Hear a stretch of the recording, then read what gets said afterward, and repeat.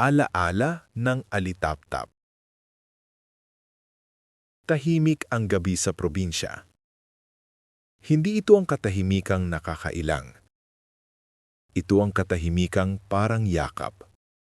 Mahina, banayad, at marunong maghintay. Nakahiga ka sa banig na nakalatag sa sahig na kawayan. Ang kisame ay kahoy. May mga guhit ng panahon. Parang mga alaala na hindi na kailangang balikan. Sa labas ng bintana, ang hangin ay dumarampi sa mga dahon. May huni ng kuliglig sa malayo. Hindi malakas, hindi rin tuloy-tuloy. Parang humihinga rin sila, kasabay mo. Huminga ka ng dahan-dahan. Isa, dalawa, tatlo. At sa bawat paghinga, parang unti-unting bumabagal ang gabi. Sa una, madilim ang paligid. Ang mga puno ay pawang anino lamang. Ang damuhan ay hindi makita, ngunit ramdam mo ang presensya nito. Tahimik na naroon, naghihintay. Hanggang sa may isang munting liwanag na biglang sumindi sa malayo. Hindi ito nakakasilaw. Hindi rin ito palaging nariyan. Isa lamang itong munting kislap, parang lihim na ipinakita sa iyo. Isang alitaptap. Kumikislap ito ng dahan-dahan. Sumisindi, tapos namamatay, tapos muling sumisindi. Walang ritmo na kailangang sundan. Walang bilis na kailangang abutin. Habang pinapanood mo ito, napapansin mong ang dibdib mo ay hindi na gaanong mabigat. Ang mga balikat mo ay unti-unting bumababa, parang kusang bumibitaw ang tensyon. Hindi nagtagal, may isa pang alitaptap na sumunod. Isa sa may puno ng niyog. Isa sa tabi ng bakod na kawayan. Isa sa ibabaw ng mababang damuhan. Hindi sila sabay-sabay. Hindi rin sila naguunahan. Bawat isa ay may sariling liwanag, sariling sandali, sariling pahinga. At habang pinagmamasdan mo sila, may unti-unting pag-unawa na dumarating, na hindi pala kailangang maging maliwanag palagi para masabing mahalaga. Naaalala mo ang mga gabing bata ka pa, kung paanong tumatakbo ka noon sa bakuran, paay walang tsinelas, damang-dama ang lamig ng lupa. Kung paanong hinahabol mo ang mga alitaptap, hindi para hulihin, kundi para lang masundan ang liwanag nila. Walang iniisip na oras, walang iniisip na bukas, tanging kasalukuyan lang, at sapat na iyon.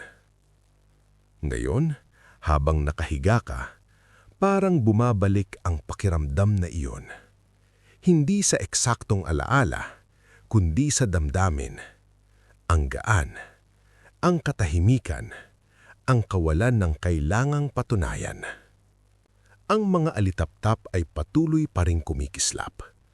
Parang alam nila na gising ka pa.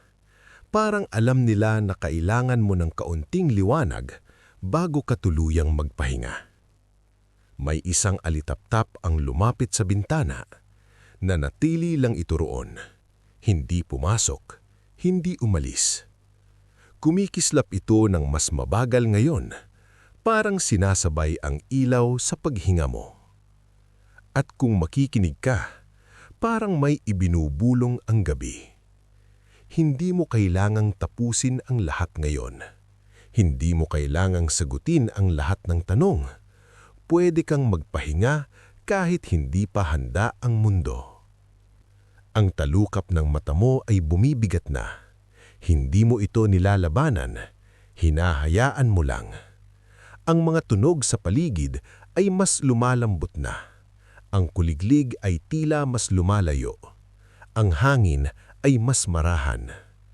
At ang liwanag ng mga alitaptap, unti-unti ring kumakaunti.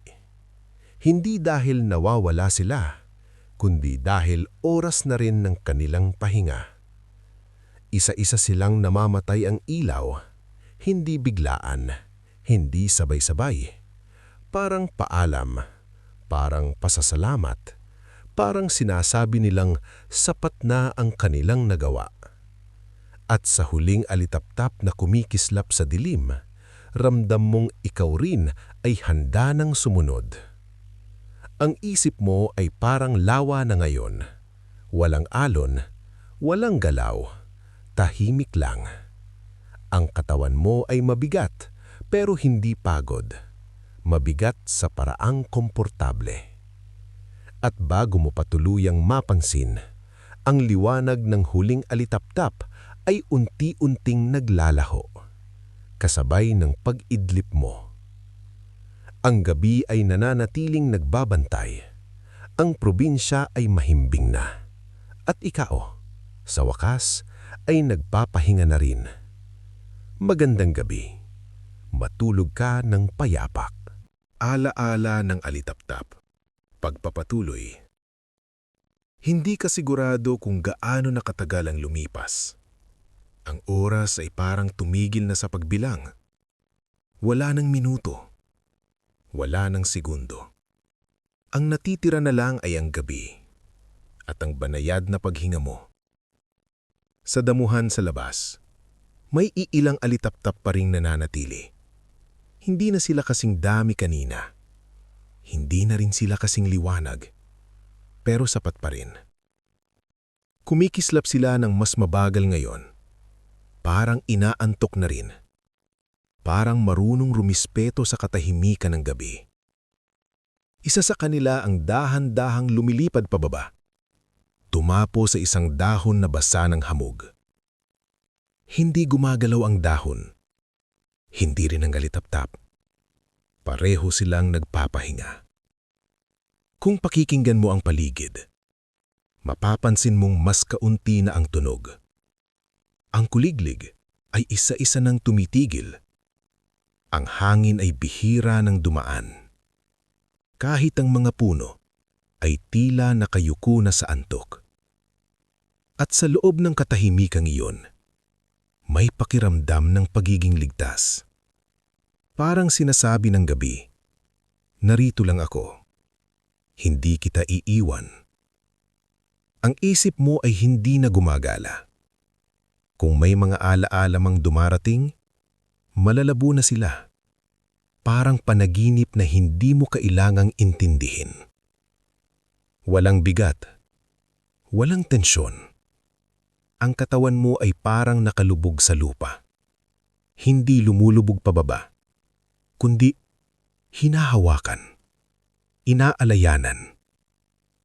Ang banig sa ilalim mo ay malamig, pero komportable. Ang hangin ay dumadaloy ng sakto lang. Huminga ka pa ng isa. Mas mabagal. Mas mahina. May isang alitaptap na huling kumislap sa malayo. Isang beses. 2 beses. Hindi na siya lumilipad. Hindi na siya nagmamadali. Parang alam niya na hindi na kailangan ng liwanag. At sa sandaling iyon, parang may munting ngiti ang gabi. Kung may natitirang pagod sa dibdib mo, hayaan mo na itong bumaba. Parang dahong nalalaglag mula sa sanga. Hindi kailangang pilitin. Kusa itong bibitaw. Kung may natitirang isip na gising, hayaan mo ring itong mapagod. Hindi ito kailangang patahimikin. Mapapagod din ito. At kusa ring hihinto. Ang mga alitaptap ay isa-isa nang namamatay ang kislap. Hindi dahil nawala sila. Hindi dahil tapos na ang gabi. Kundi dahil ligtas na. Ligtas ang damuhan, ligtas ang mga puno, at higit sa lahat, ligtas ka.